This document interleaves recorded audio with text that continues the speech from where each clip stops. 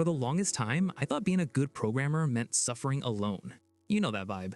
One laptop, 10 tabs, 3 errors, 0 happiness. I used to believe real developers figure things out by themselves. No help, no shortcuts, just grind. But here's the truth nobody tells beginners. The fastest developers are not the smartest. They're the ones who stop coding alone. And I had to learn that the hard way. Recently, I linked up with a longtime friend. We decided to build something small, just to test ideas.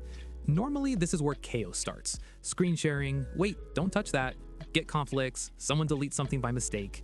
But this time, we tried something different. We worked inside the same workspace, live. No screen sharing, no sending files back and forth, just both of us inside the same environment building together. And here's the crazy part. Instead of arguing about who writes what, we started thinking together. We'd prompt the AI for structure, refactor parts instantly, debug things in seconds, switch control when needed. It felt less like my code and more like our build. That's when it clicked for me. Successful programmers don't protect their ego. They optimize their workflow. They collaborate. They leverage tools. They remove friction. And that small mindset shift changed how fast we built. I'm not saying tools make you a genius, but the right environment removes unnecessary struggle. If you're still trying to prove yourself by suffering alone, relax. Growth doesn't come from isolation. It comes from iteration and collaboration. That shift, that's what made me code faster.